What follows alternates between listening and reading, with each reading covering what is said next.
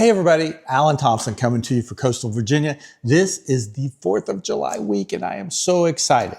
You know, I've always told people I'm unapologetically American. In fact, even says it on my arm right here with my flag. You see, so it's not just a slogan for me. It's kind of who I am and how I live and what I thought.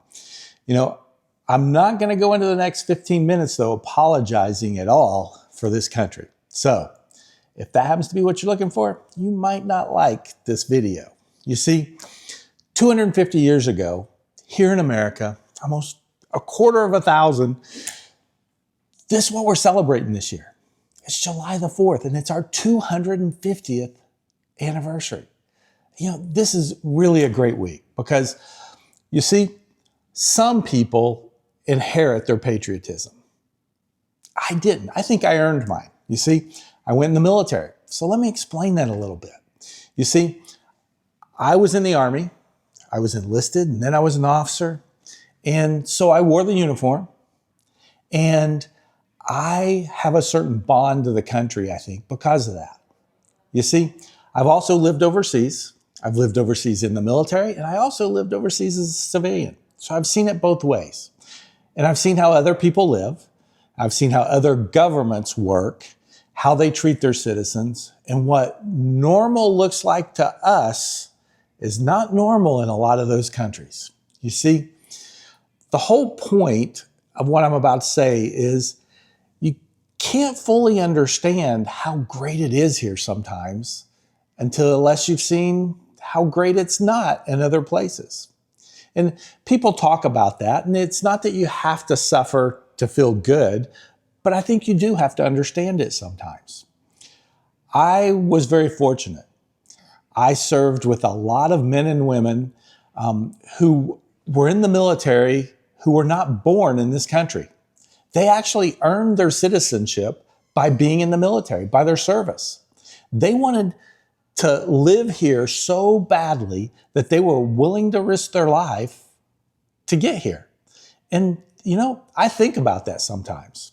You see, July 4th, 2026, 250 years since the Declaration of Independence was signed.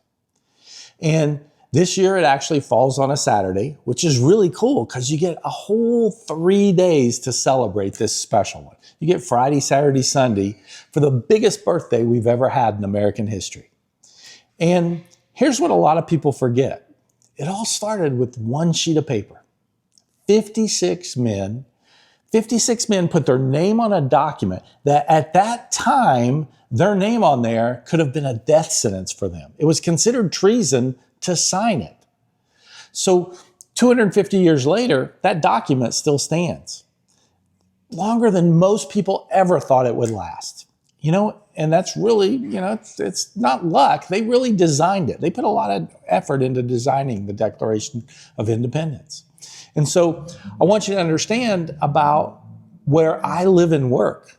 Here in coastal Virginia, this is not just a happenstance. This is where a lot of that happened. Jamestown in 1607 was the first permanent English colony. And Yorktown, right up the street, in 1781 is where Cornwallis, the British general, surrendered, and we effectively won the war right here in our backyard. And Washington, Jefferson, Madison, Monroe, all Virginians, all presidents, all on the Declaration, more of what happened to give us our independence happened here in Virginia than anywhere else. And so when I talk about coastal Virginia, you know, I'm not just talking about this gorgeous place, the beaches right here. I'm talking about this is ground where independence really was formed. It's really pretty amazing. Now, I've said this before and I'll say it again. No other country I would ever want to live in. You see, I was really lucky because I was born here.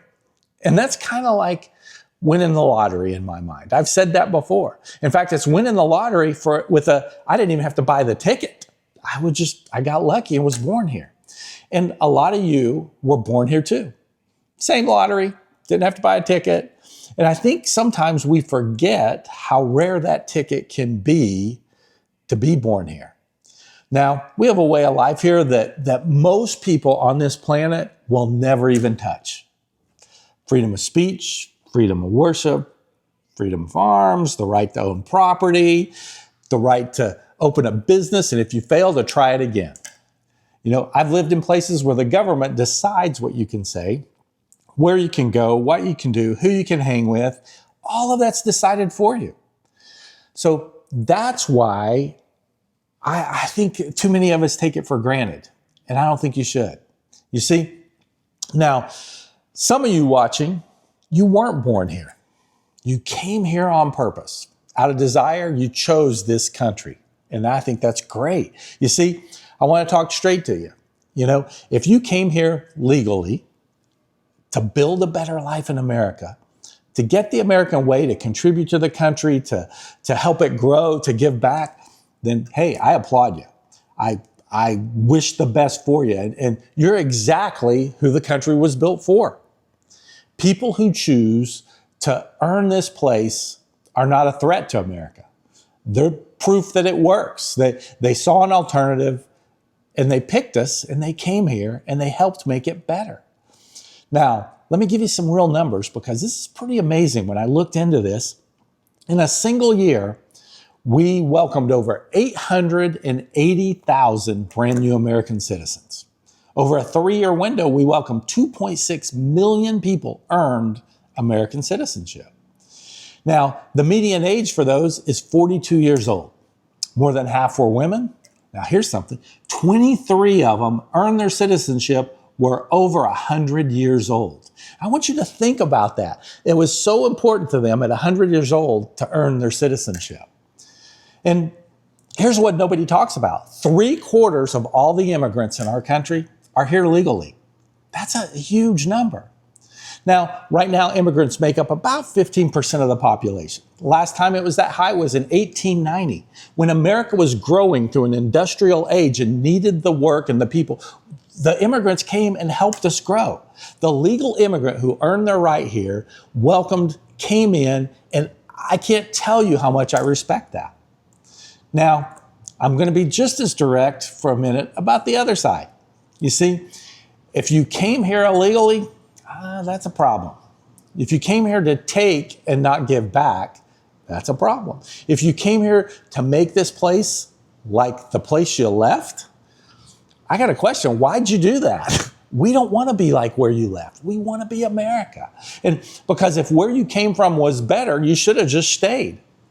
But you didn't stay. You came here to this, to what we built, to what other immigrants built to make it great.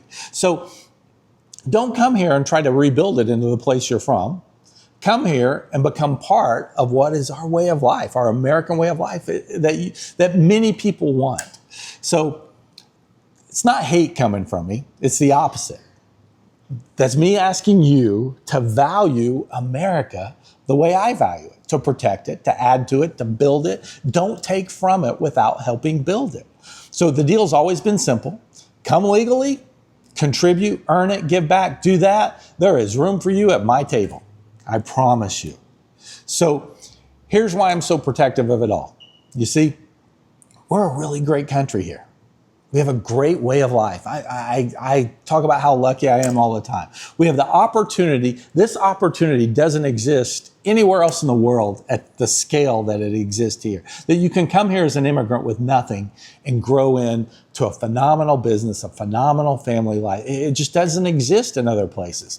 A person can show up here with absolutely nothing and build that business, build a family, build a name. I see it every day in real estate. Homeownership is one of the most American things there is. It's the one lottery ticket that you can actually get and benefit from.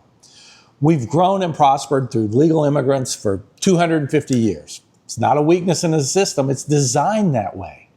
So we want that for you, and we want it for us. And the two things are not in conflict. A strong America is a generous, America. So here's where I land. I'm proud to be an American, unapologetically. I mean, it is on my arm, unapologetically American. And I promise you it is in my heart. I bleed red, white, and blue. I fly a flag in front of my house. That's who I am.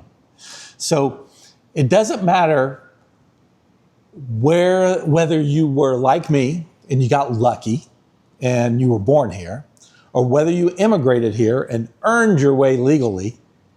If you love the country and you're willing to add to it, you're a fellow American, period. I love that. 250 years, born here, earned your way here. This is our biggest celebration ever. So go out there, fly your flag, grill your hot dogs and your hamburgers. Tell your kids what actually happened in 1776. Take them to Yorktown if you have a chance. Stand on the ground where all this happened, where freedom and independence became. It's our 250th birthday. Happy birthday to America. There is no place I would rather be from, and there's no place I'd rather you to be able to call home. So, from all of us here, the Great Living team, hey, live a great life here in America. Thanks. If you could drop a comment below, like us, follow us, but in the comments, tell us what wonderful things you are doing for the 4th of July. Are you staying home? Are you going to the beach? Are you cooking hot dogs and hamburgers? Are you going on a boat ride? Whatever it is, tell us below so we can see it. Have a great 4th.